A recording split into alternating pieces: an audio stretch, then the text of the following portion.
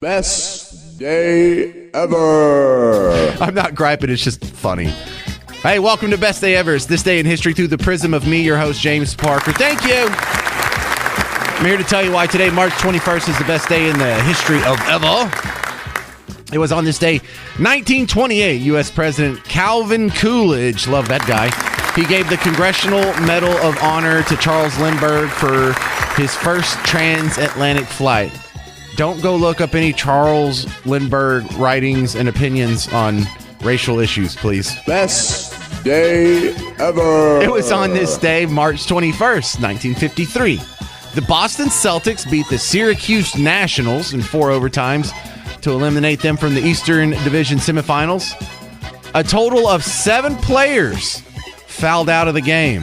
Best That's the kind of game I want to be in. Oh, man. I think I have the record for fouling out of a church league basketball game in one season. It's like it's church league. Hey, you only get 5 fouls. Got to make them count. It was on this day in 1963, Alcatraz Island finally closed.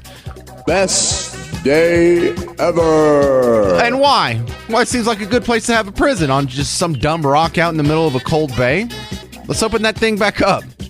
It's closer than Guantanamo. It was on this day in 1965, more than 3,000 civil rights demonstrators led by Reverend Martin Luther King Jr. began a march from Selma to Montgomery, Alabama. And everything would have been cool, too, if it hadn't been for the Democrat sheriffs who sicked dogs and water hoses on them. Other than that, though... Best day ever. It was on this day in 1980, J.R. Ewing, the character millions love to hate on Dallas, is shot by an unknown assailant. It was just a cliffhanger till the next season premiere when we find out it was his mistress and also his wife's sister. So if anybody ever asks who shot JR, you can say it was Kristen Shepard, his wife's sister / mistress. Best day ever. It was on this day in 1994, Steven Spielberg won his first Oscars. It was for Best Picture and Best Director for Schindler's List. Best day ever. It was on this day in the year 2000, the Supreme Court ruled 5-4 that the U.S. Food and Drug Administration had overstepped its regulatory authority when it attempted to restrict the marketing of cigarettes to youngsters. Best day ever.